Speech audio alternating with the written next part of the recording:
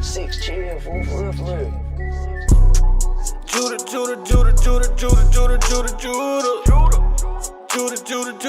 Judith. The scepter would never leave Judah.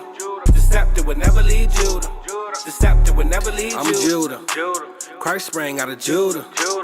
King David was Judah. King Asa was Judah. Don't crowd me up, who gon' rouse me up? Alistair Crowley, your time is up. It's a big mess, I gotta clean it up. Esau, the end of my kingdom's up. On the eagle's neck, I'll press. I woke up from my rest. My rulership is up next. No vex. Judah.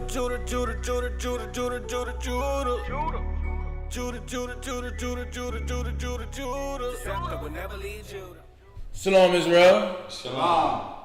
We're here at ISPHBK Norfolk, Virginia at 2610 Granby Street as well. And we have our class days on Tuesdays, Thursdays, and Fridays from 7 to 9 p.m. And she's actually going to post up because we also have the locations in Houston, Rochester, and San Antonio. And then, we're working on the location in Rochester, but if you would like to attend in physical, we have the number you can contact at 757-762-3917. For their class time, for their location, and where they'll be at hosting class, as well as when. And then we have the Albuquerque. They're working on that in Albuquerque as well too. So yeah, so we have those different locations. But then we also have the Blog Talk Radio. So multiple different streams to where you can, get access to the truth, access to the knowledge, to where you can keep your days spiritual. And one of those ways is Blog Talk Radio by Mashaba, and that's Tuesdays and Thursdays at 10 a.m. So you can go to blogtalkradio.com/Mashaba at Tuesdays and Thursdays at 10 a.m. And we also have the other channels, the ISPHBK Biblical CHAAZAQYA. It's the Israelite School of Biblical History and Practical Knowledge. That's the Houston channel. And we have the 5 Minutes of Wisdom, the Hidden Bible Truth Show, the Israelite Media Corp. Those are all on the Houston channel, to where you can see the links. And then we also have kids class, and that's on Sundays at 1 p.m. And then we also have the Israelware, which I'm pretty sure she's putting up there right now. We have the Israelwear.com/fringed up, and then you can get your shirts constantly from month to month. The shirts are dope. You come with a headband if you get it for $75. So yeah, you can definitely check out Israelware. And then we have the Hebrew Academy as well too. So, and that's here in Virginia on Wednesdays from 7 to 9 p.m. Rochester, that's every Monday. And then on Houston, that's every Tuesday. And they also do it on Zoom for brothers that's not physically able to come to class, come to the Hebrew Academy. And then if you want to contact any of the priests, like Priest SHAQAT, she will put his number up there, the 757-300-4047, as well as Priest CHAAZAQYA. And then we have the business, the Sweet Ambiance. That we have the website, and then we have the stores. So we're located currently in MacArthur Mall, and that's Monticello, and that's Norfolk, Virginia. So you can check us out over there as well. And then the website and the Instagram, she put that on the YouTube. And then we do have the donations. If you like to donate, give according to your heart, willingly, So yeah, check us out. Right. So we're gonna go directly into. This is one that we kind of put off, and the reason why we put it off is to the reason why we put it off is because I wanted to see where a lot of was there something that we were missing on this new moon theme, and man, y'all see how we roll. I like to double, triple, quadruple, backflip, check when it comes to when we say certain things, at least to be confident in that, in the scriptures, and double, triple check. So That's why we put this one off right here, you know, dealing with the new moon. So we're going to touch on that. This is going to be a quick class. There's not a lot of in-depth scriptures that go deeply into this. So we're going to go over all the scriptures that it does have. But it's going to be a quick class. So if anybody got any questions now, ahead of time, it'd be fine, because I'm thinking this is only going to take an hour. This is going to take about an hour to go over. So if anybody got any questions, this is going to probably be, now's the time to ask your questions, all right? Because, I'll say it again, it's not a lot of scriptures that go with this topic. All right, yes, ma'am. We have a question online from Natasha Yarokwa. Uh-huh. Says, Shalom, Salakia. I was wondering, what does the Hebrew Academy consist of? So the Hebrew Academy, do we got a Hebrew Academy pamphlet here? Not up here, no. Do we got any printed out? Check over there.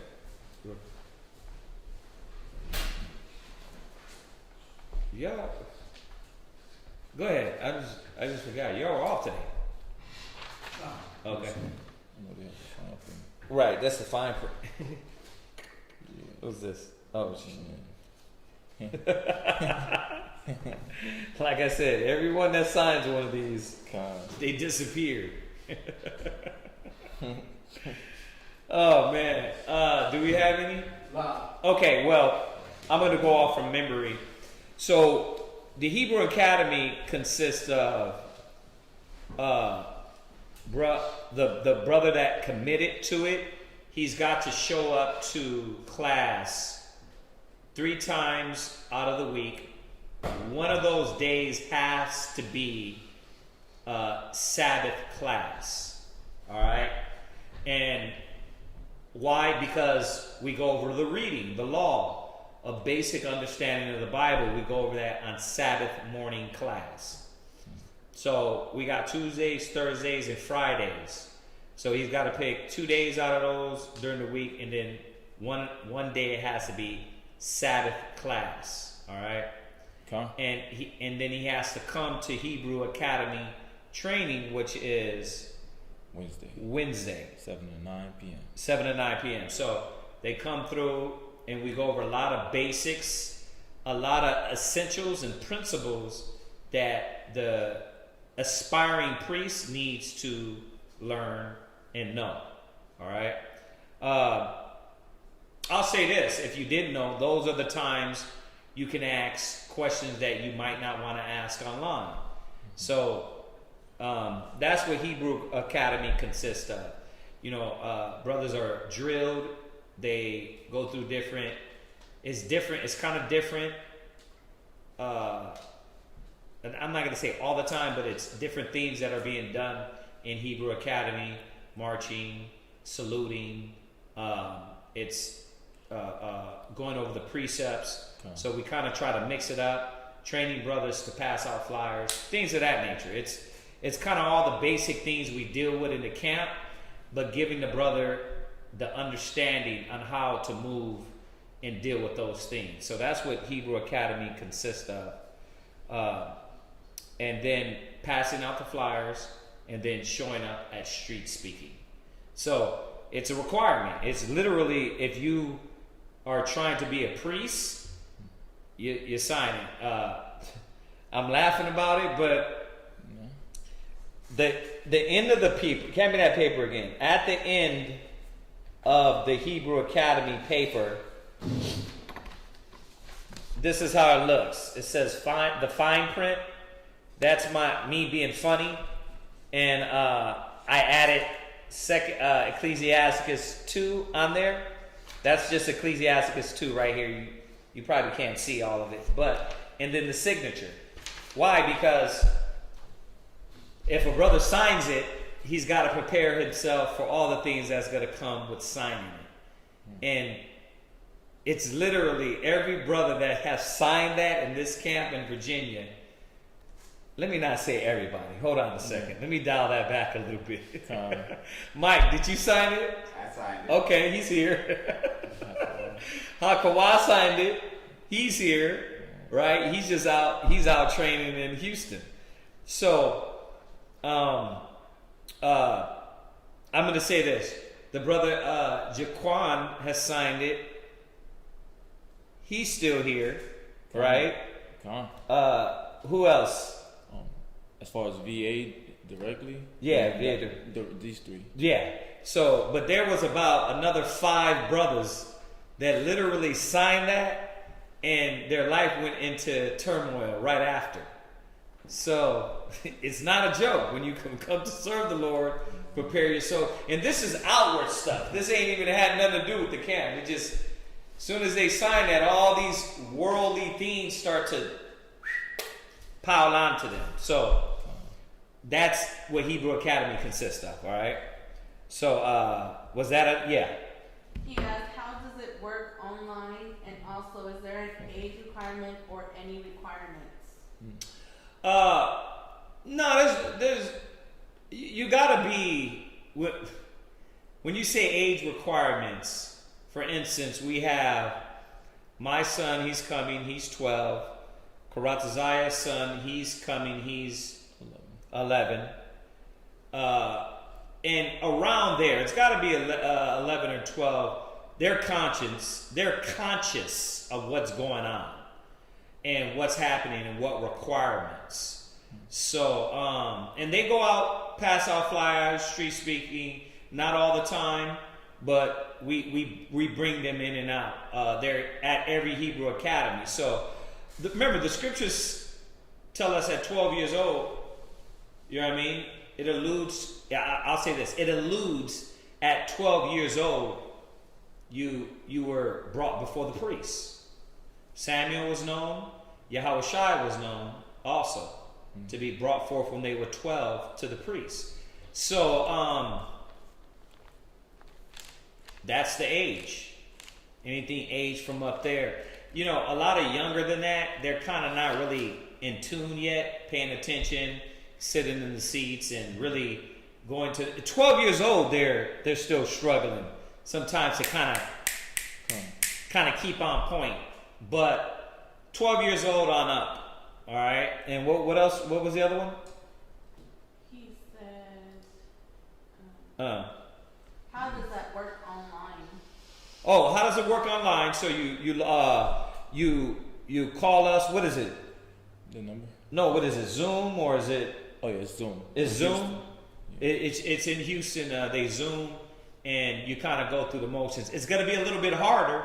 Remember, you're online. You know, you're not getting the validity of what we go through. So, to your best ability. I'll say it again. The brother Dawiyad, which is 75. The brother Dawiyad, 76. He asked me the other day, I want to be a priest. What else I got to do? You know, he's been watching online, and that's great. You know, but you got to kind of be around to gain a little bit more. You know, all the other things that you need. You know, we talk about it a lot. You're not going to know you have a problem with patience unless you're put in the predicament to be patient. You're not going to know you have a problem with pride unless you're put in a predicament to be shown that you're a prideful cat. So it's things like that that is going to add the extra level and tier to you. But, you know, remember, we welcome all brothers and sisters to try to, all brothers to learn online in the Hebrew Academy too. So I'm not knocking it. I'm saying we know everybody can't be in the city where we're at. So, but eventually, you might want to, you know, after a few months, you know, you might want to make a trip down and say, okay, let me get in and be around these brothers so I can do like the scripture says, know them that labor among you, right? And who are over you in Christ. So it's very necessary. But that's what it takes. That's what it entails being part of the Hebrew Academy. All right, what else? That's it. What does that say? I signed. Right. God, I forgot. CHAAZAQYA is still here. I'm talking about, though, in Virginia. We only been open a year and some change, and we've had already a few brothers come through here. I could say 2 handful, you know what I mean, brothers already peeled through the school. You know what I mean? That's true. And it's only been a year and a half.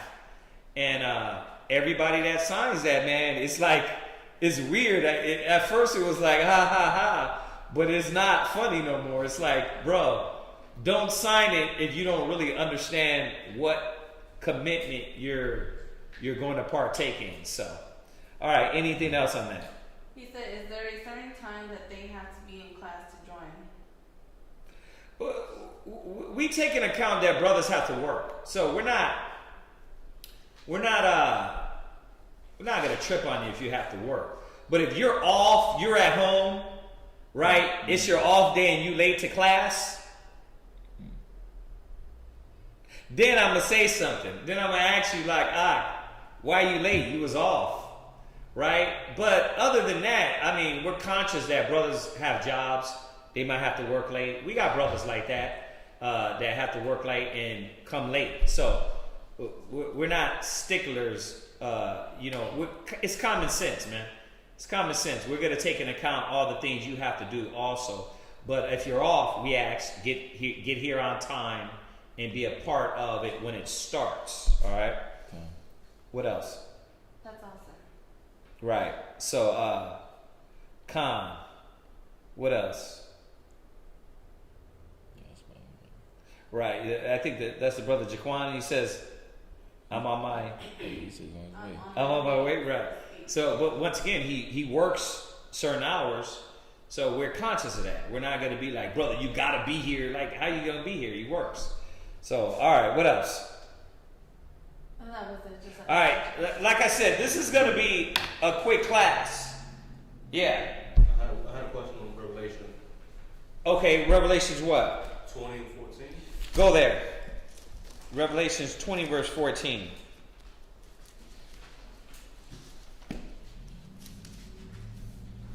Revelations 20 verse 14. Revelations 20 and verse 14. Mm-hmm.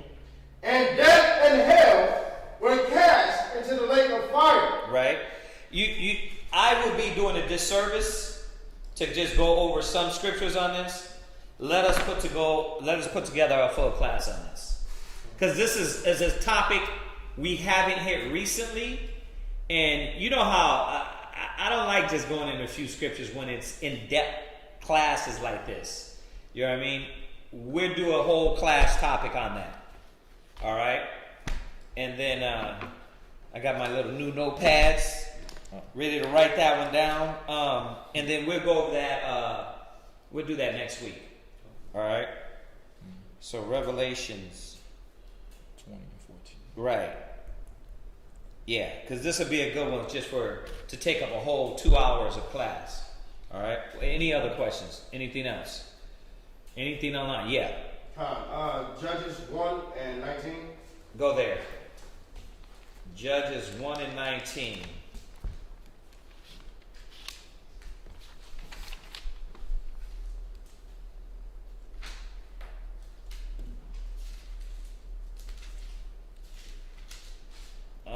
Go ahead. Judges 1 and 19. And the Lord was with Judah, and he drave out the inhabitants of the mountain, but could not drive out the inhabitants of the valley, because they had chariots of iron. So I want to know what made their chariots, when it says chariots of iron, is it talking about how strong of an army they was, or strong of an army they had? Or what made their chariots of iron? Why did they make that comparison?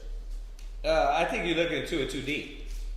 They had chariots of iron, so they couldn't deal with the physical iron. Yeah, they couldn't probably deal with those chariots of iron. You never seen a good 1500s, 1400s movie, king this, king that. Sometimes their chariots are just regular wood. Sometimes they'd be full iron, right? Through the evolution of war. You know what I mean? They transitioned to iron. So now, you remember on Gladiator where it was going around and then the thing had spikes on it and it was cutting people's legs off? Yeah, Right. So, it's just, they're probably their chariots weren't able to be attacked the proper way. Right? And Judges, where you at? Judges what? 1 and 19. Mm-hmm. You want to read it again? No, hold on one second.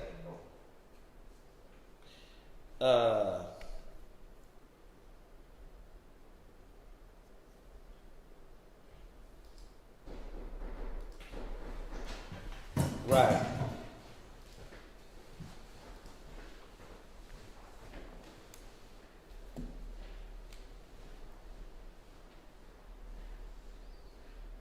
Right. Was that it on that?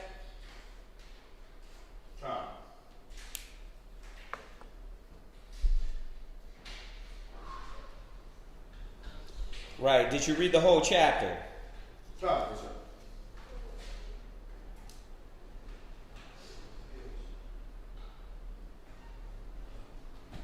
Okay, you read the whole chapter?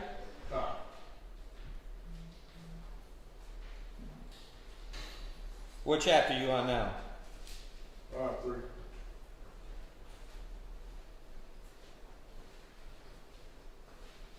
So why wasn't the Most High giving them the power to overthrow them? Back from the dead.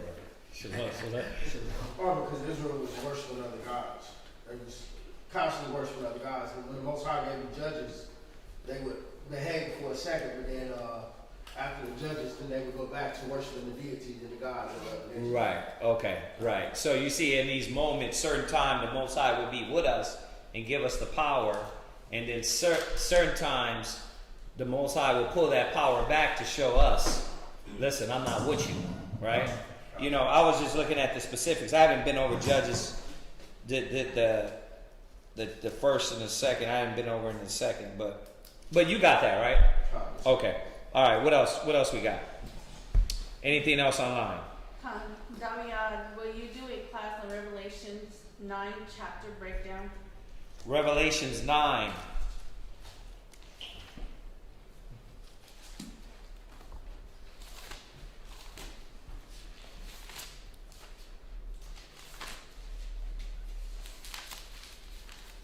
Well, I could do a class on Revelations 9, but, remember, this is so much history in here. You have to know how the Bible's written. A lot of people are going to get that class, and they're going to look at it and not see how everything correlates with history. So this is why we haven't touched on a lot of this. Revelations 9, a lot of these revelations with the history, because a lot of people don't even know the basic history that we ruled during the Dark Ages. So, this is kind of like why we've been a little bit of touchy on that, just to let you know. But I know y'all need it.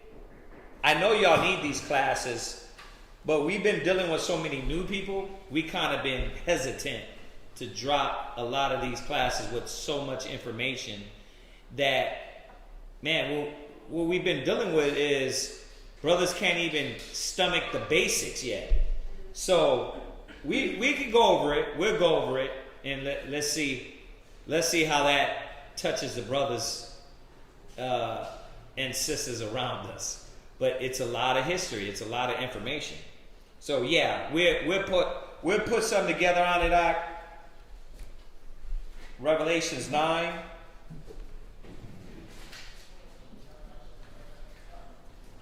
And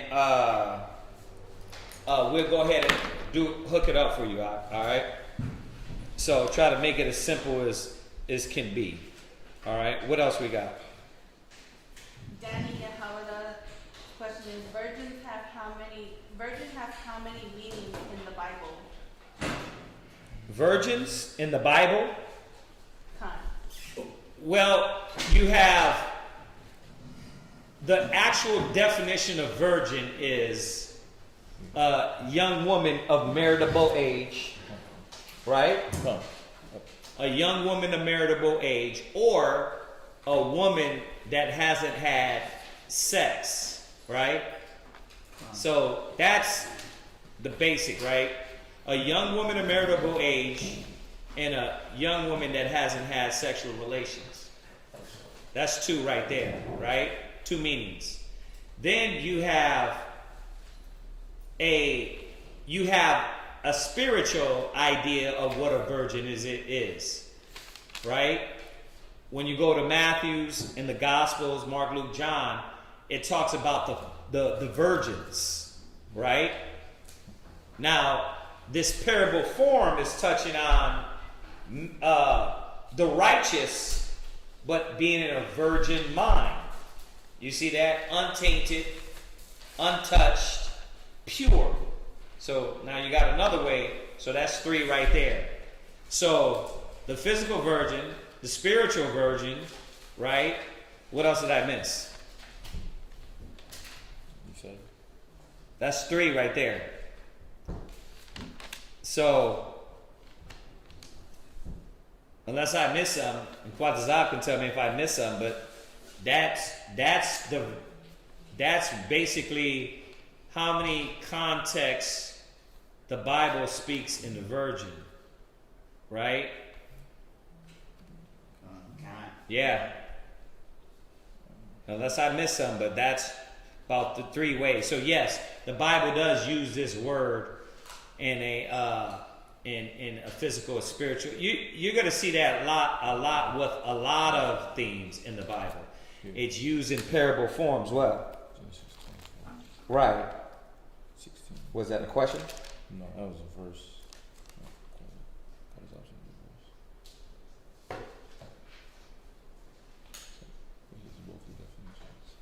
Right. Yeah, we could go there. We could go there too. But let's go there. Matthew 24 verse 6. Genesis 24 verse 16. But just answering the question, how many ways remember, biblically, physically and spiritually, it kind of touches on those things, right? And that's the proof, right? Genesis what? 24 verse 16. Genesis 24 and verse 16.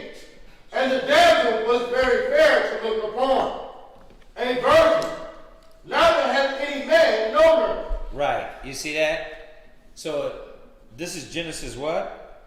24 verse 16. 24:16. So it's telling you here that a damsel, and you can read the definition. Come on.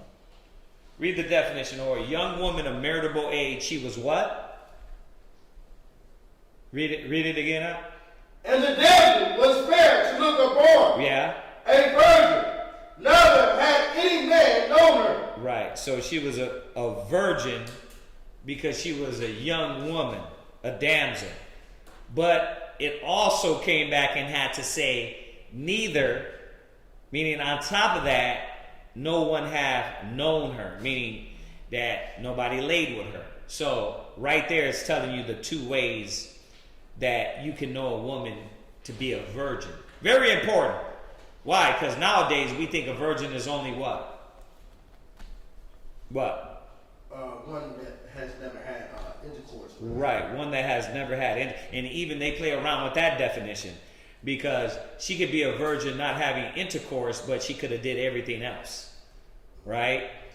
But because she didn't have intercourse, they say, oh, that person's a virgin. But you done did everything else. Are you really a virgin? You see how the definition has been warped and changed? So going back biblically, this is how the Bible defined virgin, right? What you got in the definition? Virgin, a woman who has had no carnal knowledge of men. I like that. That right there kills it, right? No carnal knowledge of man, meaning what? She hasn't done nothing, right? She hasn't done nothing. You can't say, "Oh, I'm a virgin," and you done did all kind of filth. You know what I mean? You done touched, you done licked, you done did all this other stuff, but you're saying you're a virgin. No, you're not a virgin. That's done. Just because you haven't had sexual relations, you've still been defiled, right? So go ahead. A woman, not a mother, pure, untouched, as virgin gold, fresh, new. Okay, Khan. Yeah, so it's telling you. Is that in the? That's just a regular dictionary. That's the Webster. That's the Webster. See, we need to go into that. What's the one we always use? The one that CHAAZAQYA like to use. That one. The Webster, 1820. Yeah, I think it's that one. That was That was it. yeah, that was that one. Yeah, that's good, but it's going more so. It's not showing you both parts, but we get it because Genesis 24:16 said it, right? It's telling you the two ways a woman can be known as a virgin. So that way. Now, might as well go to the other one. Go to the one I quoted. Go to Matthew's.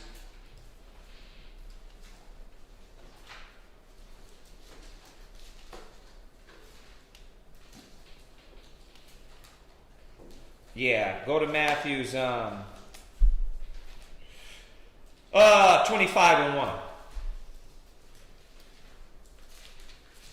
Matthew chapter 25 and verse 1. Uh-huh. Then shall the kingdom of heaven be likened unto 10 virgins, Uh-huh. which took their lamps. So once again, this is symbolic to who? It's symbolic to us, the virgins, the untouched, untainted, undefiled men, women, and children that are trying to achieve the kingdom of heaven. So that's what it's saying here. So the Bible speaks and uses that word symbolically also when you deal with this word virgin. So you got the physical context and then you got the spiritual. All right. Here's the one about the keep going. All right. What you got? Virgin is a Hebrew word for a young woman of childbearing age. Right. So you see that? So it could be a young woman of marriageable age, right? Her husband had died, but she's still young.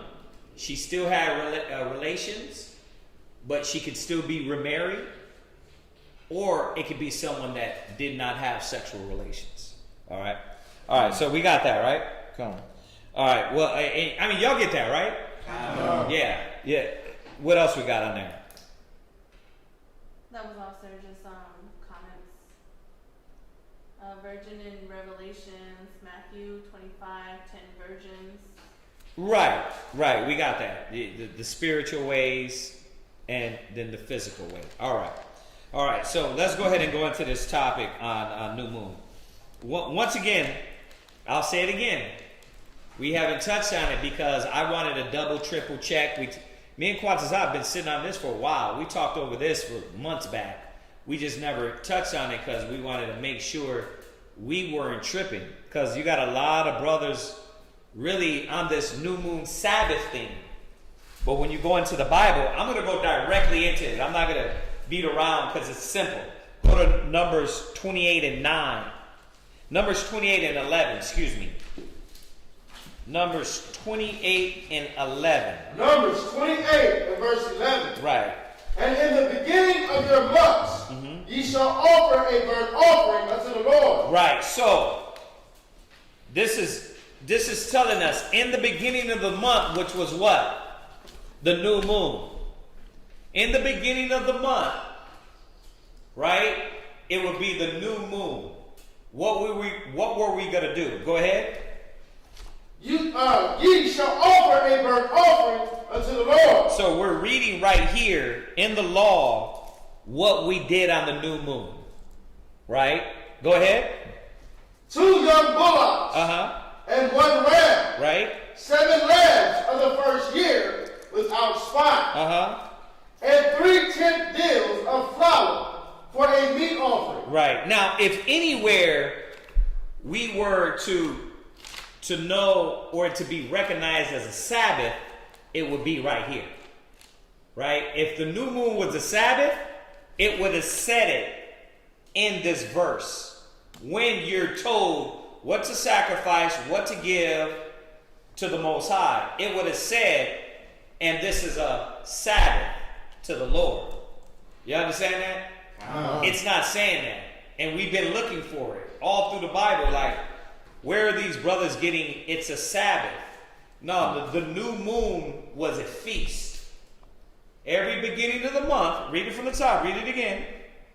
And in the beginning of your months, Right? ye shall offer a burnt offering unto the Lord. Uh-huh. 2 young bullocks and 1 ram. Right? 7 lambs of the first year without spot. Uh-huh. And 3 tenth deals Right. of flour for a meat offering. Go ahead. Mingled with oil for 1 bullock. And 2 tenth deals of flour for a meat offering. Mingled with oil for 1 ram. And a several tenth deal of flour mingled with oil for a meat offering unto 1 lamb. Uh-huh. For a burnt offering of a sweet Savior, a sacrifice made by fire unto the Lord. Right, and we know that we don't do no sacrifice of animals, but initially this is what you would do. You would do the sacrifice to the Most High, and this would be a feast to the Most High. So every beginning of the month, the new moons, we would feast to the Most High. You understand? The Most High set these things aside for us to rest, to stay away from, to get out of work, right? They still do a lot of these things in other countries. Fiestas and siestas, right? Fiestas and siestas, they still do a lot of it.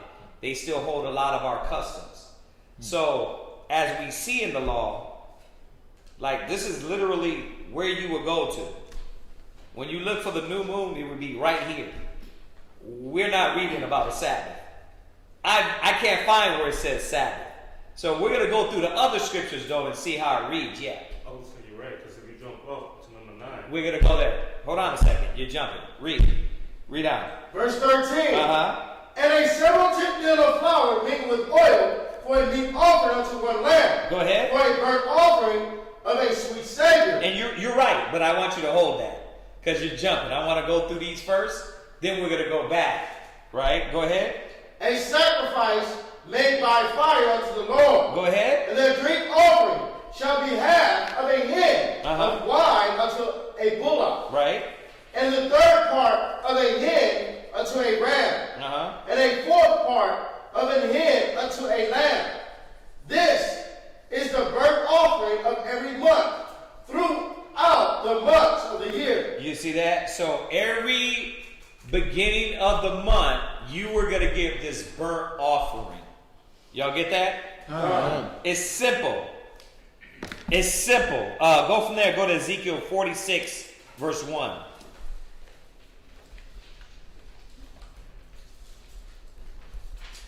Now, we're not going into the moon phases. That's what not this. That's what this is not about. We're not going into whether it's a dark moon or a hidden moon. Why? Why? Because you can't read it. Nowhere in the Bible it tells you where it was a moon to be seen, as in light, or a dark moon. And that's the argument nowadays. The argument is some brothers are celebrating the new moon or the beginning of the month when it's dark. You can't see no moon. And some brothers are saying, no, it's when you actually see a full moon. You see that? We're not going into that because, first of all, the biblical information is not there. Every piece of information when it goes into that moon is outside of the Bible.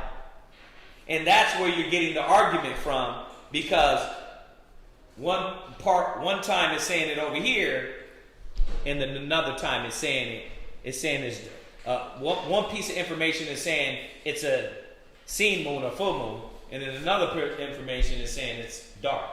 Y'all see that? So we can't do that. You know what I mean? Where do we stay safe at? prove all things, hold fast to that which is good, right? Seek ye out of the book of the Lord and read, right?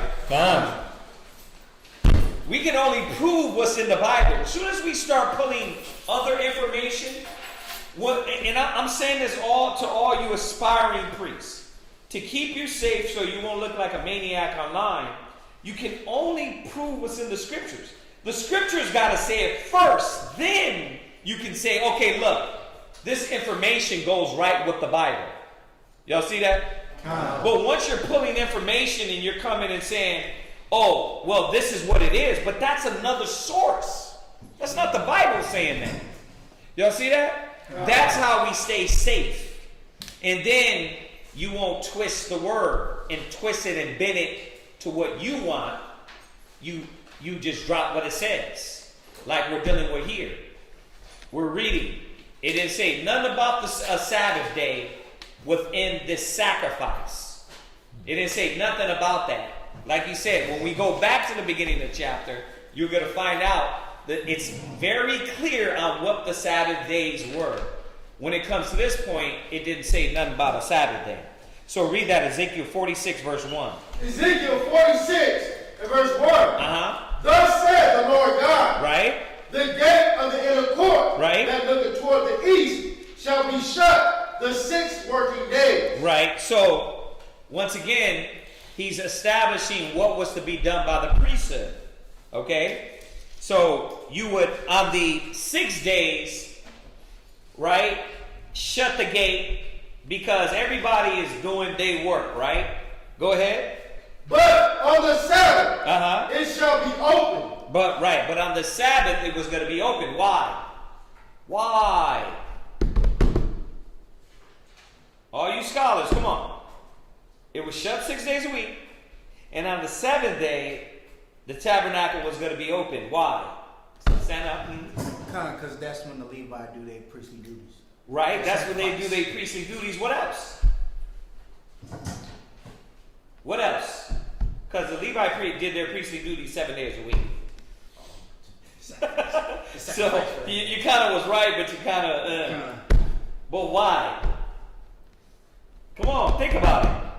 We can't just keep giving y'all answers. I want y'all to start thinking a lot more. That's why I've been doing this a lot more. I've been trying to get y'all to think so you can see, damn, you don't know. I got to go back and study more. So that's why I'm asking, why? Why was it closed 6 days and then open on the 7th? Because how else? The priests did their job 7 days a week, but the people would what? Come in and worship on the Sabbath. What was? Remember, not like these cats in the world that think the Sabbath day you was hiding out at home. No, what did we do on the Sabbath day? What? Tell me. It's study, because I know Paul used to go into the When you say study, what you mean? Not study, but worship. Right, we will worship, right? Yeah. Right, we will go into the sanctuary. When Christ said he stood up and rose up on the Sabbath, what was he doing? He stood up reading on the Sabbath, right? So now the gate is open so everybody can come in on the Sabbath and do what? Worship. Y'all see that? So we know they changed it to Sunday, but we know it's a Sabbath, right? Friday sundown to Saturday sundown, all right? Just a little piece on the Sabbath in here. Read on. But on the Sabbath, it shall be open. Right. And in the day of the new moon, it shall be open. Why on the day of the new moon? Why? You can worship. You had to gather, right? That's why, hold that. Let me throw this one in there on that. Go to Hebrews, not forsaking. Go to Hebrews.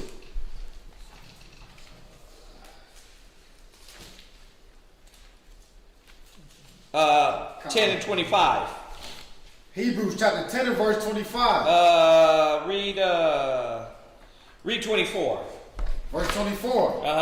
And let us consider one another to provoke unto love and to good works. And once again, y'all hear us say it all the time. How am I going to provoke you to good works if you're not around? How do we provoke each other? right? You can't provoke each other just watching. You got to be around. I got to spark you. We got to spark each other. The Bible says iron sharpeneth iron. So this is what he's telling us here. Go ahead. Not forsaking the assembly of ourselves together. Right. As the manner of some is. Right. So what will we do on these holy days? What was the law? What was written in the law? Who got the word? I'm going to give you the first part. You got to tell me the second. It was a holy what? Say it. Convocation. Damn, everybody. Good job. It was a holy convocation. And convocation means what? A formal gathering. So no, you weren't sitting on the Sabbath in your room doing this. Eating food and throwing it on the floor. And saying, I can't move. Because you were at the feast with all the brothers and sisters gathering. Y'all get it? Come on. Okay. What did you do on the new moon? The same thing. You gathered together. You feasted. This is what the new moon was about. It wasn't a Sabbath. We're going to go through it. Finish that. But exhorting one another. Right. And so much the more as you see the day approaching. Right. And that's what we're supposed to be doing. More and more the day of approaching, we're supposed to take advantage of these days and these gatherings. Like your sisters did. It wasn't a formal gathering, but what y'all did this weekend with all the other sisters, how much did you learn just from this last weekend? You got the love, you got the unity, you got to counsel, you got to talk, you got to understand each other, you got to rap to sisters, right? You had to come out of your comfort zone. You got, right? All these things you learned if you were paying attention by just a weekend of gathering, right? But we do that all the time. Brothers are doing that all the time. We constantly getting together. We go to my house, we sit over there, counsel for about 25 minutes, you know what I mean, 30 minutes, you know what I mean, and then sit there and rap to each other for the next 2 hours, right? Huh? Just sitting around rapping. But what are we doing? We're feeding off each other. We're learning each other. We're understanding each other. That's how you know each other. That's how you know them that labor among you. So that's what the assemblies, the assemblies, what we were doing on those days. Now, getting back to the point, go back to Ezekiel. Ezekiel 46 and verse 2. Right. Read that last part again in 41. In 41, last part. But on the what? But on the Sabbath it shall be open. Right. And in the day of the new moon it shall be open. Right. Verse 2. And the prince shall enter by the way of the porch of that gate without, and shall stand by the post of the gate. Right. And the priest shall prepare his burnt offering and his peace offering, and he shall worship at the threshold of the gate. Right. Then, remember, this is just a reiteration of what y'all should be scholars by now, come to Sabbath morning class. Reiteration of what the priest's duties were and what they were going to be doing. That's all what Ezekiel's doing, is reestablishing what was already established, right? And because all the things we were going through as a nation. So he's just reiterating. I wouldn't even say reestablishing. I'd say reiterating what was supposed to be done the whole time. Go ahead. Then he shall go forth, but the gate shall not be shut until the evening. Right. Likewise, the people of the land shall worship at the door of this gate before Lord in the Sabbaths and in the new moon. Right. And the burnt offering that the prince shall offer unto the Lord in the Sabbath day, shall be 6 rams without blemish, and a ram without blemish. Now it's going into the sacrifice, the burnt offering that the prince shall offer unto the Lord in the Sabbath day. You see that? That's why you gotta, if you don't read correctly, what you're gonna start seeing is you're gonna bunch everything in together. So right now, what's the point? The Sabbath day. Read.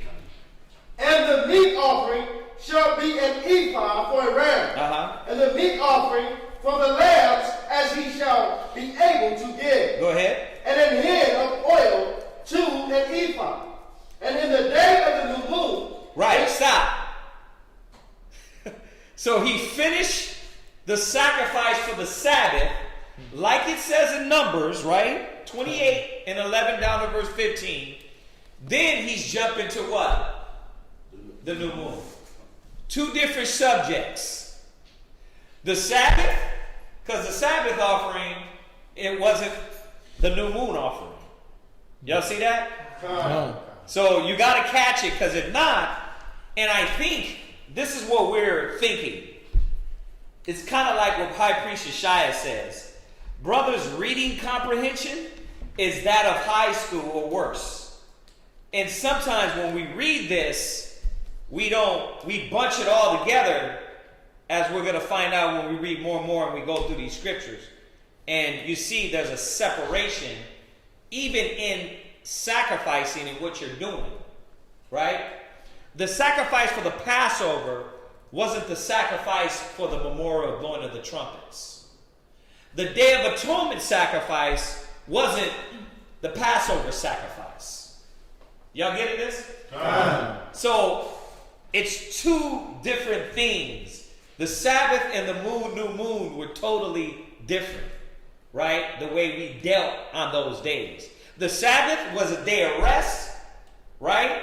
Where we would come together and rest, right? From all servile work, right? But the new moon, it didn't say that. It said this would be the sacrifice.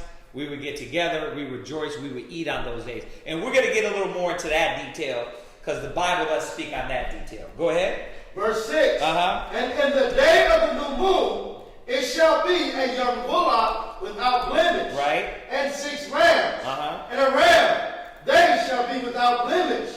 And he shall prepare a meat offering, an ephah for a bullock. Uh-huh. And an ephah for a ram. Right. And for the lamb according as his hand shall attain unto. And an hin of oil to an ephah. And when the prince shall enter, he shall go in by the way of the porch of the gate, and he shall go forth by the way thereof. Right, so that goes into the new moon, and it goes into the Sabbath. Separate. Y'all see that? Okay, if you don't, we're going to get more. Go to, so jump back to Numbers 10 and 10.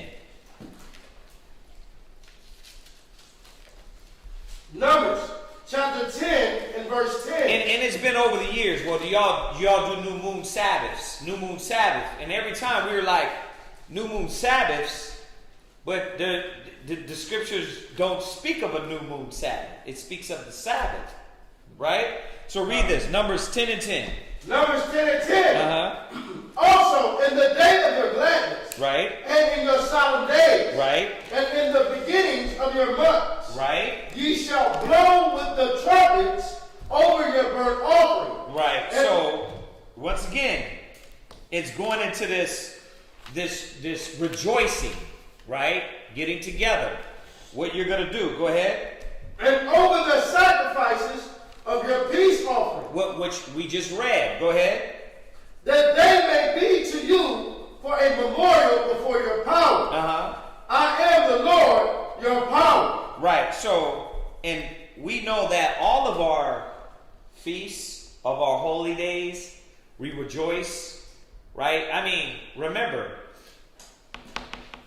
there's only one holy day that is not a feast. That's the Day of Atonement.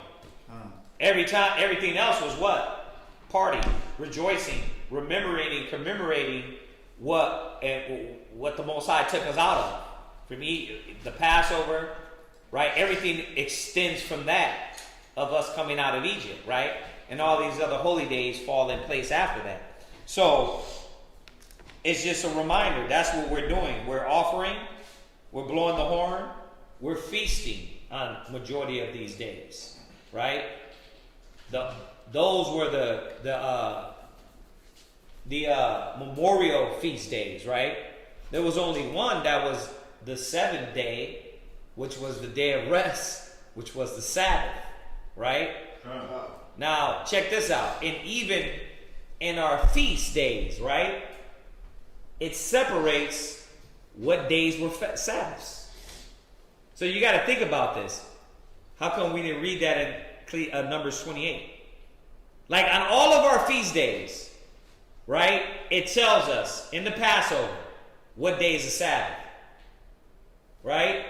It tells us in all these other days what day would be a Sabbath. Why didn't it do that on the new moon? Why didn't it specify that? Wouldn't it do that? So that's because it's not a Sabbath.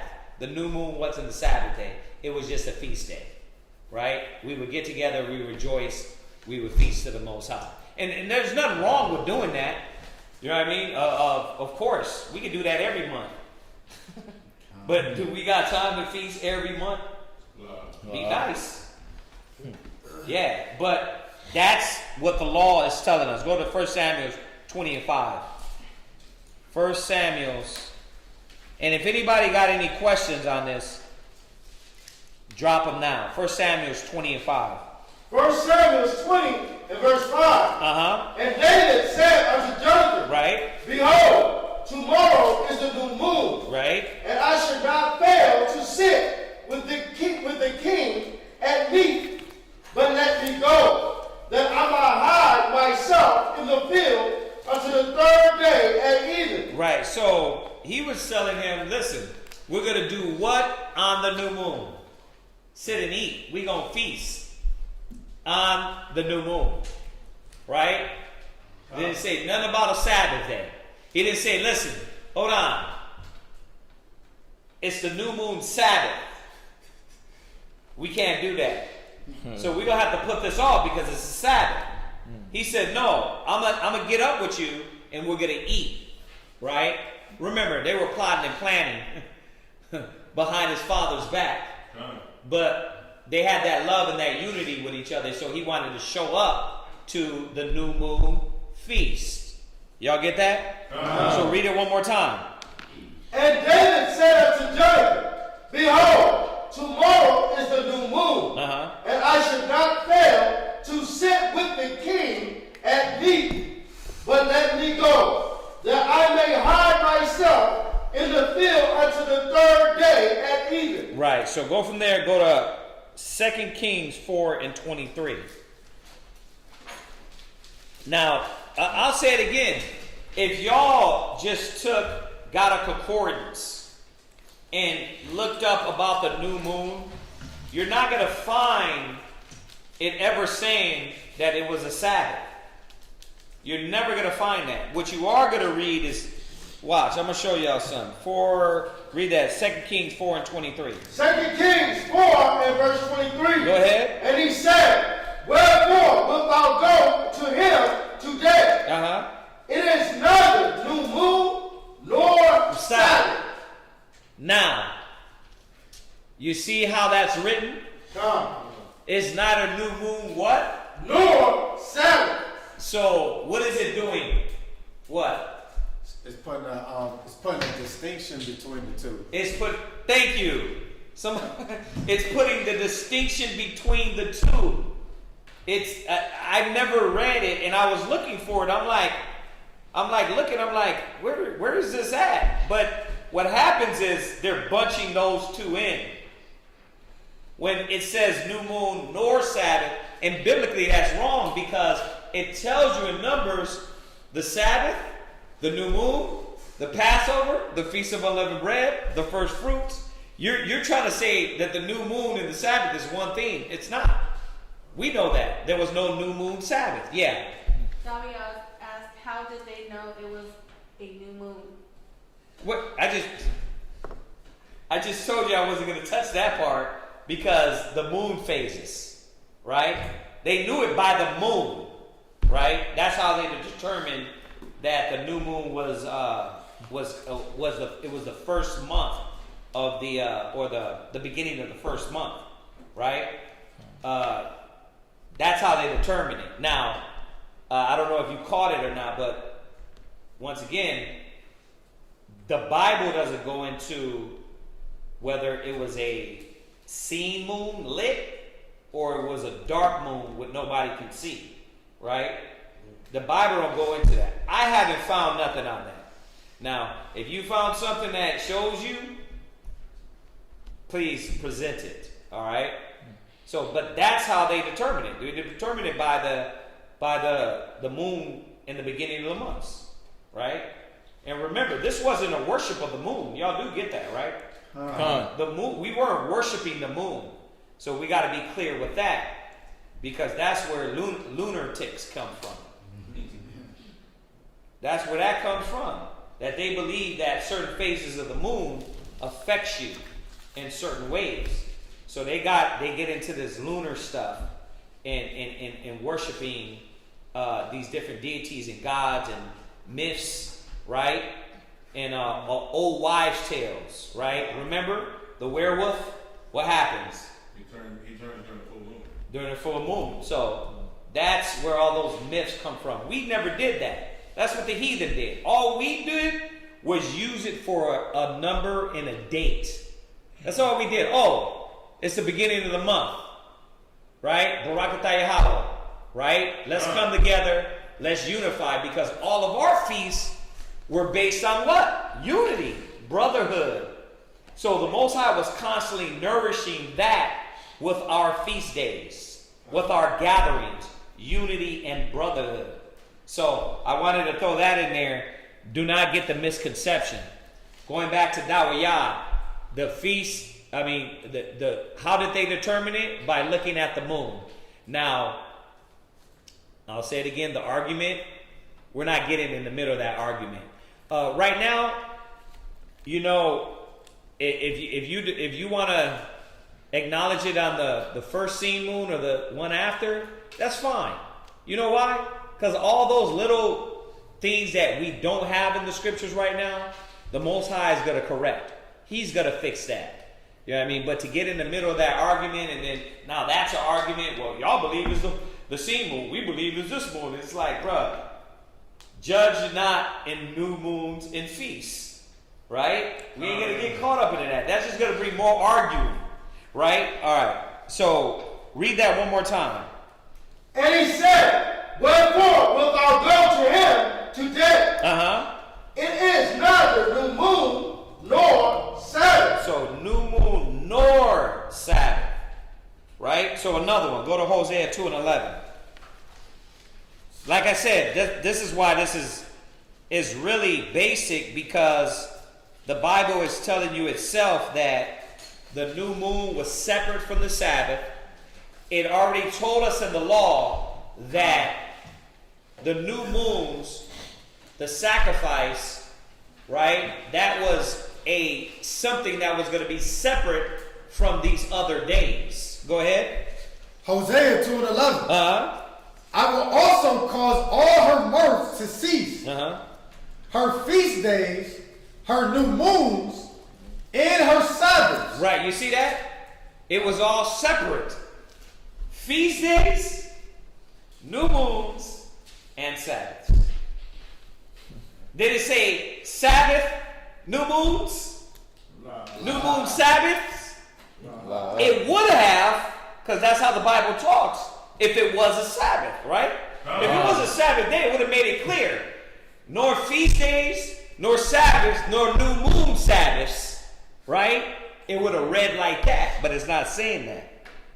Go ahead, read it again.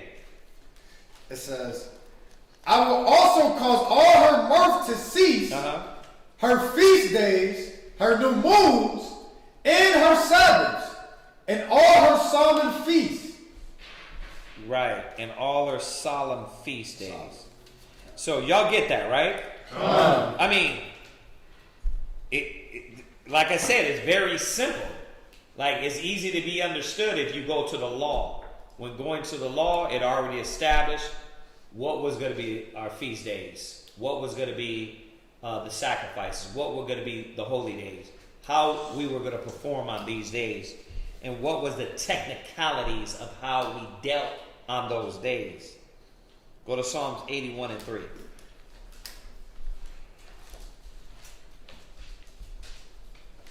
Psalms 81:3.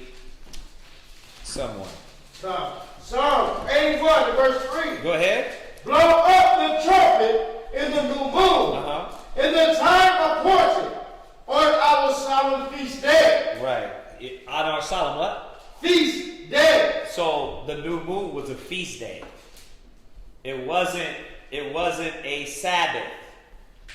Even here it's telling you, blow the trumpet in the new moon on the solemn feast day. Y'all get that? One more time. Blow up the trumpet in the new moon, in the time appointed, on our solemn feast day. Go ahead. For this was a statute for Israel, and a law of the Most High of Jacob. Right. Go from there. Go to Isaiah. Isaiah 66 and 23. Y'all got any questions? La. Okay, go ahead. Isaiah 66 and 23. And it shall come to pass that from one new moon to another, and from one Sabbath to another. See, once again, it's doing what? Putting a separation between the Sabbaths and new moons. Right? Go ahead. Shall all flesh come to worship before me, saith the Lord. Right, and what it's showing you is that, look, from month to month, everyone that was going to come serve and worship before the Most High. Y'all see that? So it's separated these days from the new moons to the Sabbath. Now let's jump back. I want you to jump back. Y'all got that. And we'll touch on a few more of those. But let's jump back. Go back to Numbers 20. I want you to go to Numbers 29 and 1. Numbers 29 and verse 1. Now, I'm going to show you where it made it clear on what day that the new moon was, that a new moon was supposed to be a Sabbath. Read that. Numbers 29 and verse 1. Right. And in the 7th month. In what month? The 7th month. Right. Go ahead. On the first day of the month. Right. Ye shall have an holy convocation. Stop.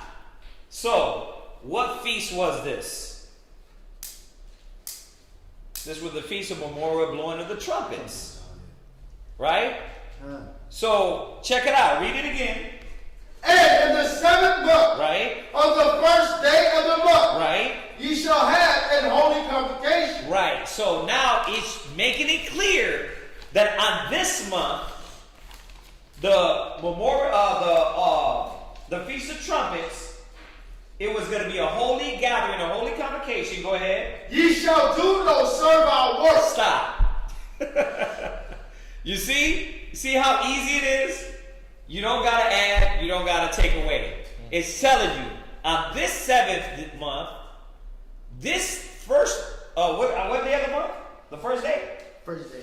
Yeah, the first day. So at the beginning of that month, that new moon would be a what? Holy convocation. Right, which will also know what? Ye shall do no servile work. So because it was a what? It was a Sabbath. It was a Sabbath. You see how all the other scriptures didn't add that? Because the new moons was a Sabbath. This new moon was. And because this was a holy convocation, which was the memorial blowing of the trumpets. Y'all see that? No, really. Do y'all? Okay, go ahead. It is a day of blowing the trumpet unto you. And ye shall offer a burnt offering for a sweet Savior unto the Lord. Right. 1 bullock, 1 ram, and 7 lambs of the first year without blemish. And their meat offering shall be of flour mingled with oil, 3 tenths dill for a bullock, and 2 tenth dills for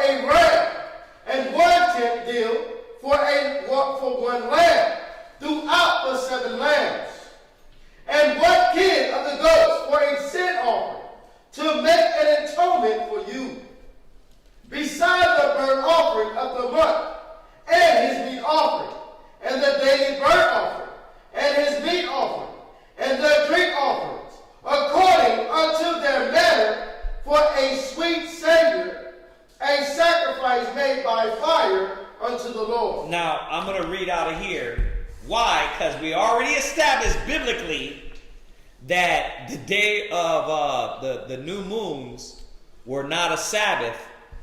This is out of the Biblical Encyclopedia. And it says here, I'm going to read over here. It says here, in the Hebrew word new moon, the Hebrew word kadash is applied new moon as well as lunar month. Among the Israelites, the new moon, which marked the beginning of the new month, was based upon the astronomical observation, but upon its visibility by eyewitness, right? Now, we know that, once again, this eyewitness is the argument, right? Brothers are arguing, well, I see it that it's not the scene. Well, I see it that it is the scene. We can argue about that, right? But it says here, the celebration of the new moon feast was announced by the blowing of trumpets and celebrated with additional sacrifices. It says, and then where does it tell you to go to? Numbers 28:11. It says, they did not require sabbatical rest from work, yet they were considered the days of rejoicing. Right with the scriptures. Wow. It wasn't sabbatical, it wasn't a Sabbath, but it was a day of rejoicing. Y'all see that? Right. But you see why I did that after the fact that we already, in the Bible, it already said a separation of new moon and feast. Now check this out. Go to Leviticus 23 and 23. Leviticus 23 and 23. Down to verse 25. Go ahead, read that. Leviticus 23 and 23. And the Lord spake unto Moses, saying, Speak unto the children of Israel, saying, In the 7th month, in the first day of the month, shall ye have a Sabbath, a memorial of blowing of the trumpets. So that's the only new moon Sabbath in the Bible. Go ahead. A memorial of blowing the trumpets and holy convocation. Right. Ye shall do no servile work therein. Right. Man, we read this. Remember, that goes with that 29 and 1 down to verse 6. Go ahead. But ye shall offer an offering made by fire unto the Lord. Right. Now, when we go back, we understand why it's written the way it's written. Drop that. Go back. I want you to go to Numbers 28. Am I moving too fast? It's simple, right? The feast days, the days that the Most High has set up, He's telling us the rules to follow on that day. He's telling us what to sacrifice on those days. Y'all get that, right? So let's go back then. Let's go back to Numbers 28 and 1. Numbers 28 and 1. And the Lord spake unto Moses, saying, Command the children of Israel, and say unto them, My offering and my bread for my sacrifices made by fire, right, for a sweet Savior unto me, shall ye observe to offer unto me in their due season. Go ahead. And thou shalt say unto them, This is the offering made by fire, which ye shall offer unto the Lord. So this is the daily offering, right? That we were going to offer to the Lord, to the Most High. The priests were going to offer these things. Go ahead. 2 lambs of the first year, without spot, day by day, for a continual burnt offering.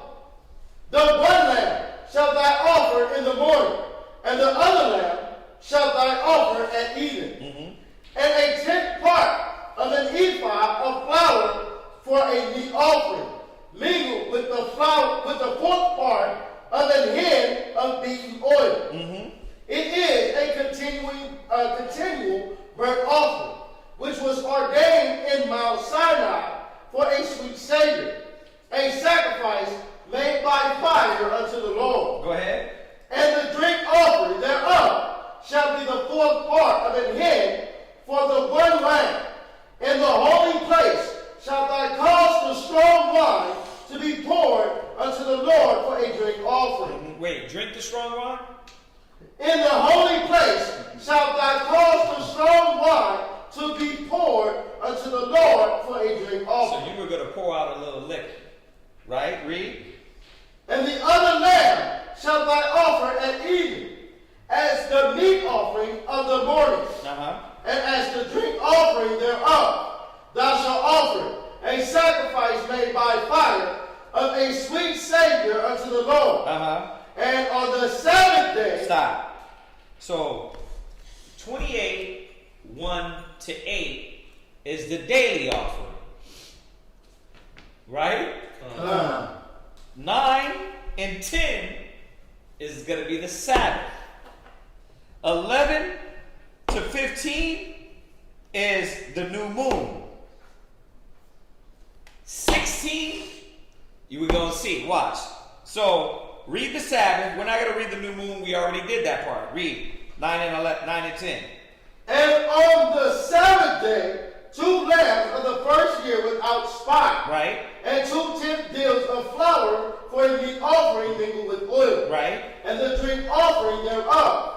This is the burnt offering of every Sabbath. Right. Beside the continual burnt offering and his drink offering. Right. So now we see that the daily offering, the Sabbath offering, and then it's going to go into what? The new moon offering. Y'all get that?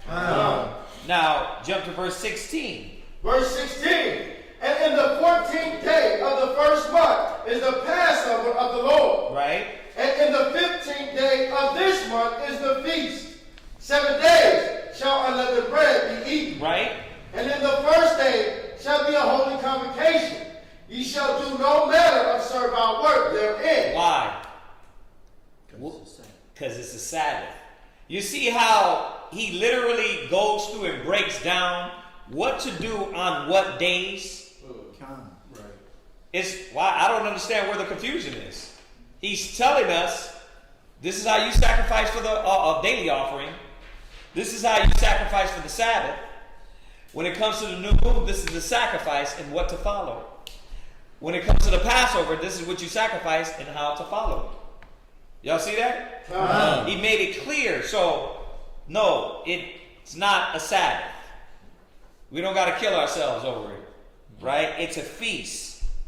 And I love to feast every beginning of the month. You know what I mean? Let's follow it. Let's follow the law. Go ahead. But ye shall offer a sacrifice made by fire for a burnt offering unto the Lord. Right. 2 young bullocks. Right. So y'all get it. We've been over this a lot of times. We don't have to go about through the Passover, but it's gonna jump from the Passover. And then it's going to go to verse 26. Jump to verse 26. Verse 26. Also in the day of the first fruits, when ye bring a new meat offering unto the Lord, after your weeks be out, ye shall have a holy convocation. Right. Ye shall do no servile work. You see how every time it goes through it says, makes it clear what's a Sabbath. So for the festival of weeks, it says it's a Sabbath. Then you jump to verse 29. You jump to the chapter 29 and 1. It tells you about the memorial of the blowing of the trumpets, right? We read that part, right? Now you're going to jump to 29 and 7. 29 verse 7. Right? And ye shall have on the 10th day of this 7th month. So we know on the first day of the 7th month, which was memorial of the blowing of the trumpets, it would be a Sabbath. Then it's telling you about the Day of Atonement on the 10th day of the 7th month. Go ahead. Of the 7th month and holy convocation. Right. Ye shall afflict your souls. Ye shall not do any work therein. Right. But ye shall offer a burnt offering unto the Lord for a sweet Savior. 1 young bullock, 1 ram. Right. So, are y'all getting this? What are you getting? Somebody explain it to me. Go ahead, Professor. That number one is putting a difference or a separation when it's a Sabbath and the new moon. And then second, every time a feast is a Sabbath, it'll say that you should do no servile work therein. It made it clear for us. We don't have to guess. You weren't going to do no work if it was known as a Shabbat, right? That's why David, that's why when you go to 1 Esdras 5 and 52. That's why when you go through the Bible, it's separating the new moons and or Sabbaths, right? 1 Esdras 5 verse 52. Read that. 1 Esdras 5 and 52. And after that, the continual oblation and the sacrifice of the Sabbaths and of the new moons and of all holy feasts. Right, you see that? That was throughout our generation what we were following. The sacrifice for the Sabbaths, the new moons, and the feasts. You see how it's putting them separate? I mean, that's clear, right? Go to Judith 8 and 6.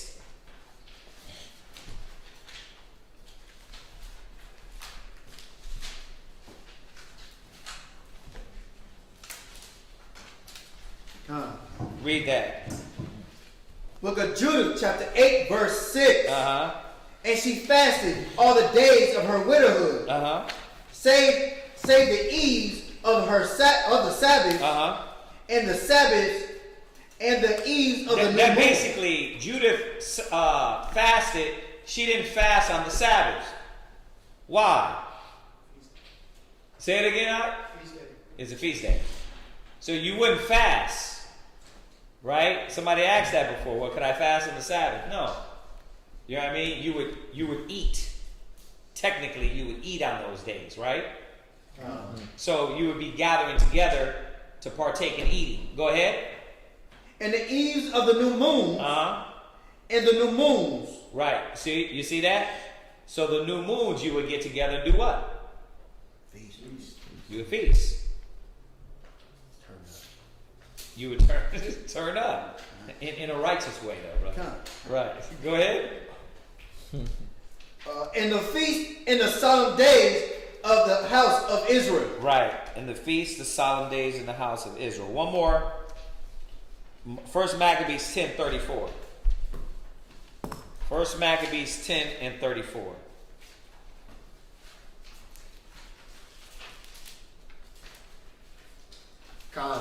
Go ahead, read that. 1 Maccabees chapter 10 and verse 34. Furthermore, I will that all the feasts and Sabbaths and new moons and solemn days and the 3 days before the feast and the 3 days after the feast shall be all days of immunity and freedom for all the Jews in my realm. Right, because they were giving us a little bit power back so we can actually follow our holy days and our feasts. Now, these nations knew what our laws, right? So they're even saying, the scriptures is further edifying that these days were separate, okay? We knew them as separate entities doing different things on these days. Y'all get that? Okay. Like I said, that's the information on the new moons, whether it being a Sabbath or not. All right. It wasn't a Shabbat day. All right. It wasn't a day of rest. It was a day of feasting. All right. Now, and I know that Dawiyah wanted us to touch on the actual why get all the information from a different source and somebody can argue with that. You know what I mean? Because we got information, right? That's where brothers are arguing now. One brother put some information from the book of Enoch and the other brothers lost it. But, I mean, I wouldn't use that as a source anyway. But you see the point that where they're trying to find little snippets and information to edify certain things that are not there, and that's where brothers start veering, because you're using outsources instead of seek ye out of the book of the Lord and read. So that's why we're not touching that, Dawiyah, because it's just going to lead to more confusion. You know what I mean? Instead of more stability in the spirit. So I mean, did y'all have any questions on that? Nah, clear. Yeah, we needed to get this one on recorded anyway, because a lot of people ask about the new moon. It's been a lot of brothers that really get caught up in like, well, do y'all celebrate the new moon Sabbaths? It doesn't say new moon Sabbath. It says new moons and Sabbaths or Sabbaths. All right. So, I mean, did y'all have any questions on that? That was it. Because it's redundant. There's more scriptures that say literally the same thing. Okay. You know what I mean? Like you could go, like I said, it's redundant. Y'all get it. It just says new moons and or Sabbaths. So I'm not going to get all 25 of those scriptures that's saying the same exact thing. Y'all got the point that they were separate. We went into the law. That was the most important thing, right? Okay, so yeah, if nobody has any other questions, we're going to conclude class a little bit early today. I'll wait a few seconds to see if anybody has any questions, though. I mean, y'all got anything in here? No? Yeah. Because I remember I asked that question once. What about about the new moons and Sabbaths. Right. So. Yeah, and like I said, we put it off for a while because we were trying to investigate further and see if we were missing anything. And what we did see is this, that when talking about the new moon, because I think the part that is left out is how do you determine the new moon, is we found out that you can't find it, not biblically, right? Yeah. We got a question. Can you break down chapter 1 of the book of Judith? I read it and I just want clarification. Yeah, let's go there real quick. Judith 1. And we're going to get into that too, because Sabbath reading, we're going to eventually get there, but we got a little time, so let's go ahead and do that.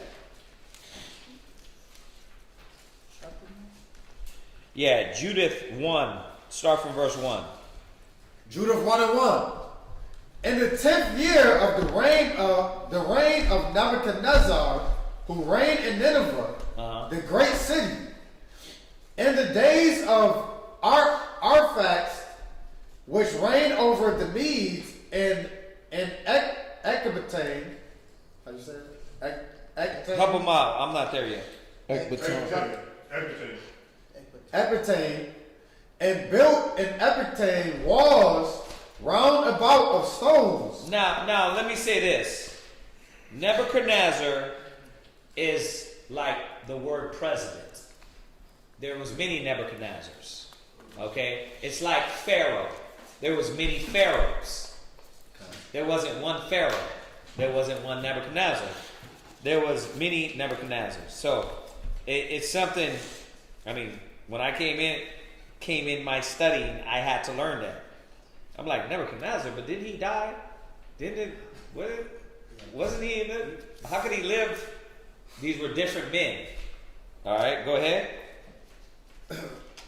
Walls round about of stones, hewn 3 cubits broad and 6 cubits long, and made the height of the wall 70 cubits, and the breadth thereof 50 cubits, and set the tower thereof upon the gates of it, and 100 cubits high, and the breadth thereof and the foundation 80 cubits. And he made the gates thereof, even gates that were raised to the height of 70 cubits, and the breadth of them was 40 cubits, for the going forth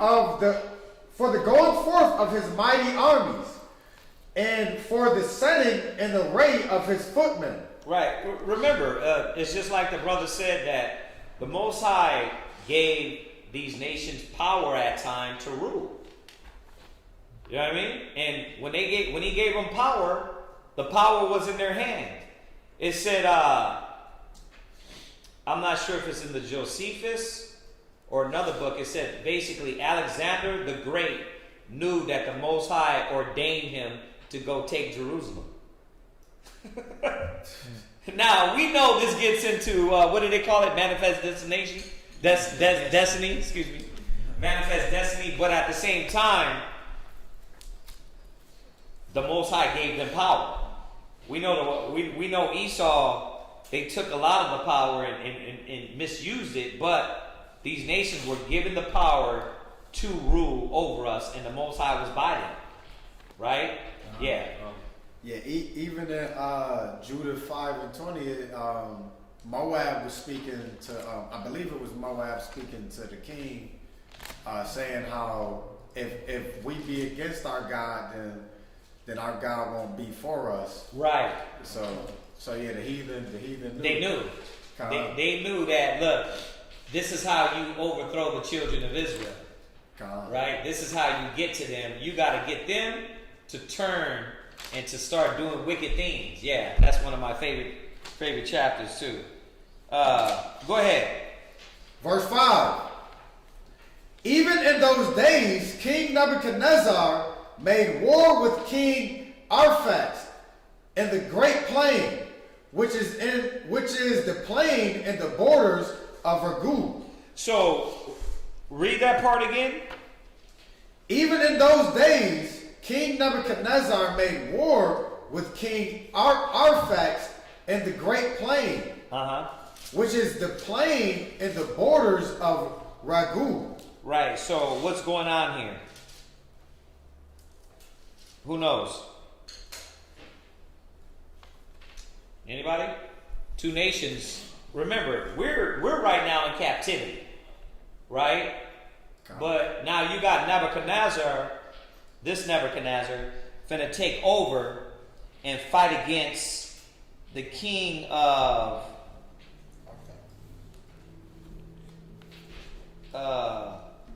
King. we read it earlier.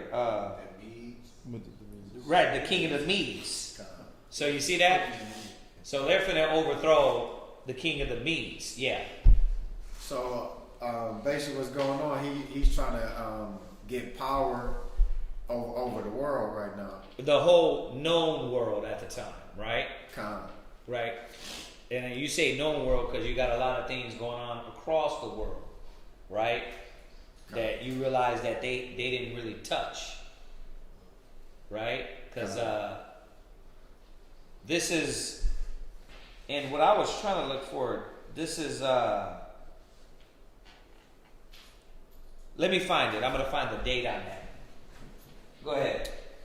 Verse 6. And there came unto him all they that dwelt in the hill country. Right. And all that dwelt by Euphrates and Tigris and Hydaspes and the plain of Ariak, the king of the Elamites, and very. What verse you at? Because I'm trying to find this date real quick, and I want to keep. What verse? I'm in verse 6. Verse 6. Read 5 again. Verse 5. Even in those days, King Nebuchadnezzar made war with King Arphaxad in the great plain. Arphaxad in the great plain, which is the plain in the borders of Ragu.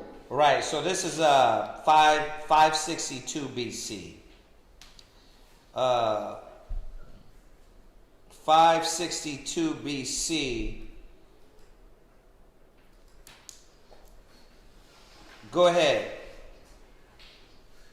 And there came unto him all that dwelt in the hill country, and all that dwelt by Euphrates and Tigris and Hydaspes and the plain of Ariak, the king of the Elamites, and a very many nation of the sons of Chalad. Chalad, right. So Babylon is coming into power. They're finna go to war with the Medes, right? Go ahead. Assembled themselves to the battle. Then Nebuchadnezzar, king of the Assyrians. So the Medes inhabited north part of modern Iran. Okay, go ahead. Then Nebuchadnezzar, king of the Assyrians, sent unto all that dwelt in Persia, and to all that dwelt westward, and to those that dwelt in Sicilia. How you say that?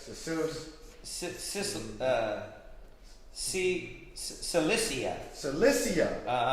And Damascus. And Libanus. And Telibianus. Yeah. And to all that dwelt upon the sea coast. And to those among the nations that were of Carmel and Gilad and the higher Galilee and the great plain of Esdras,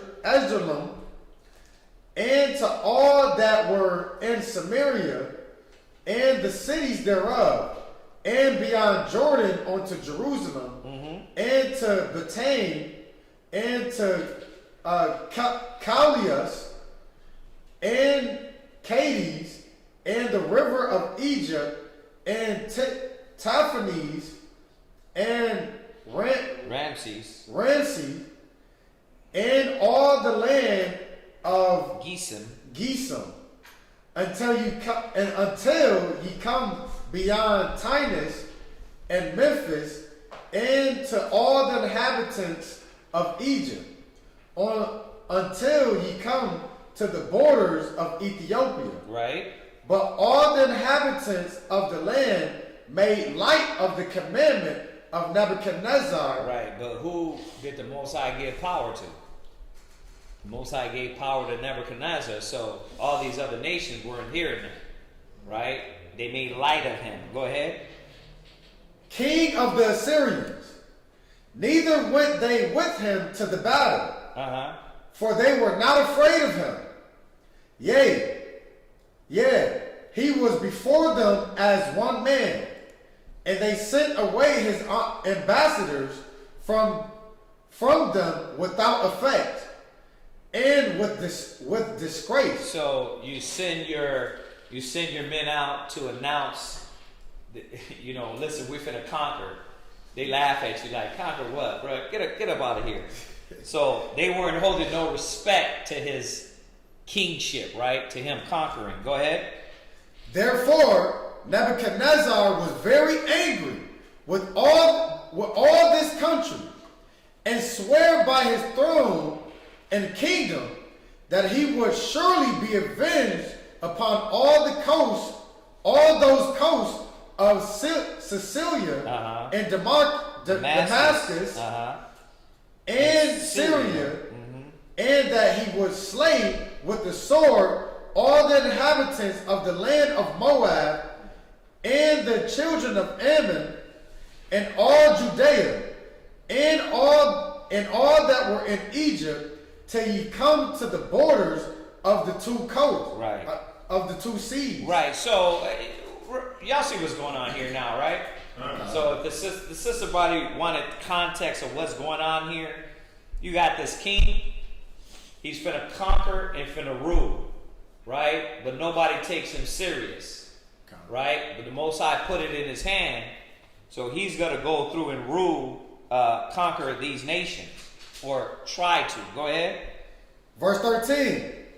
Then he marched in the battle array with his power against King Arphaxad, right, in the 17th year, and he prevailed in his battle.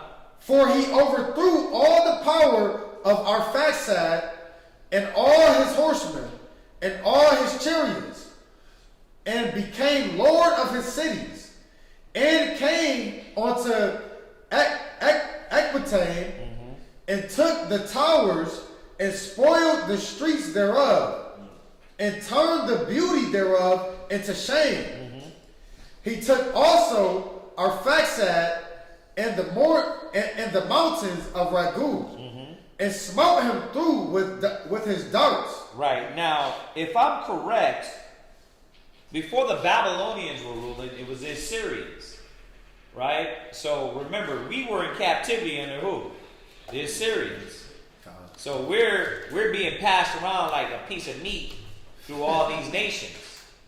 Remember, he said in here, in verse 12, Moab and the children of Ammon and all Judea.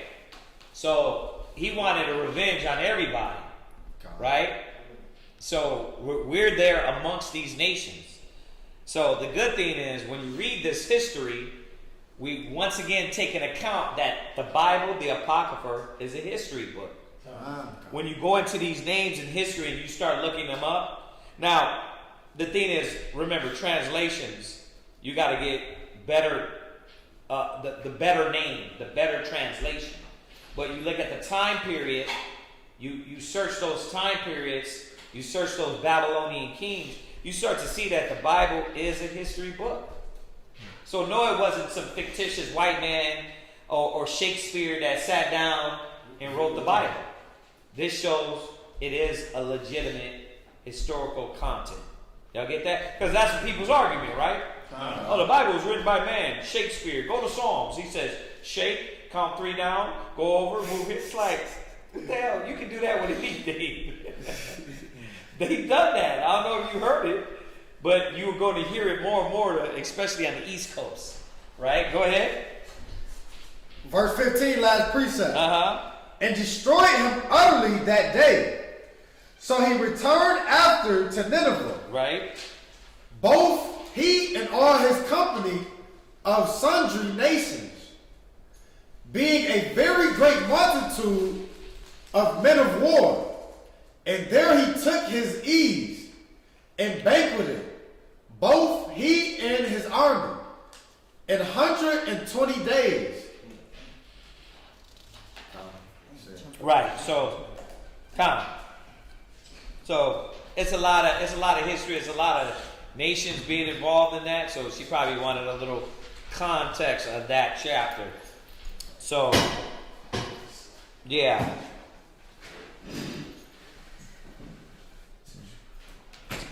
Right, and you can write down 2 Kings 24 and go through that, and it can kind of give you a little more details of what's going on here during this time. All right. Y'all got any any other questions? Nah? Nothing? Anything online? Hopefully that helped the sis out. Who asked that? China? China asked it? Yeah. So sis, if you got any more on that, let us know. Hopefully that helped out a little bit. What else? Nothing else, sir. We'll give them a few seconds. See if anybody has anything. All right. Listen, I'm going to say this off the topic. Y'all got to be aware, man. Y'all got to understand what time we're in and Satan's job. I'm going to give you all one scripture just before we end this class. Go to 2 Corinthians.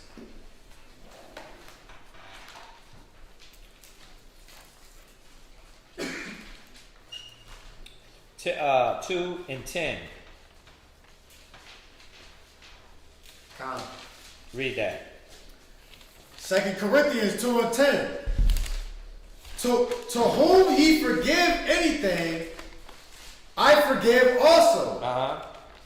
For if I forgave anything, to whom I forgave it. Right. For your sakes forgave I it in the person of Christ. Lest Satan should get an advantage of us, for we are not ignorant of his devices. Y'all have to be aware of what Satan's devices are. Now, what he was saying in the verse above, he was just saying it usually comes through a lot of contention and unforgiveness. Y'all got to understand how Satan is going to come. Y'all got to be aware, man. Satan's on your butt, and he's not going to let up till he constantly chips away at your zeal. You know what I mean? So y'all got to be conscious of that. You know what I mean? That's all I wanted to say, because it's not only here. It's here, it's Rochester, it's Houston. It's constantly poking at y'all zeal, brothers and sisters' zeal, to pull you out of the spirit. And y'all got to be aware, because Satan is going to get the advantage over you. He's going to take you out off of what? Off of what? Your little battles that you can overcome, things you got to give up, things of the flesh, weaknesses. So y'all got to be constantly aware of what Satan is doing. So nobody has any other questions online? No, sir. Okay. All right, let's salute them. Say shalom, y'all. Shalom. We'll see y'all Wednesday in Houston. Go ahead. Let's do this.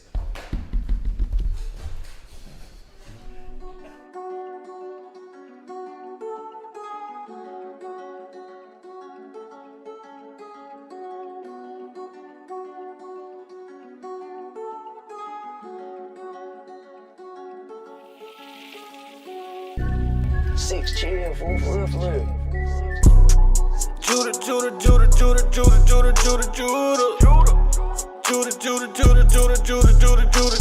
The scepter will never leave Judah. The scepter will never leave Judah. The scepter will never leave Judah. I'm Judah. Christ sprang out of Judah. King David was Judah. King Asa was Judah. Don't crowd me up, who gon' rouse me up? Alistair Crowley, your time is up. It's a big mess, I gotta clean it up.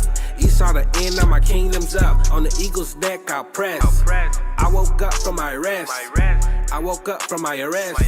My rulership is up next. No vex.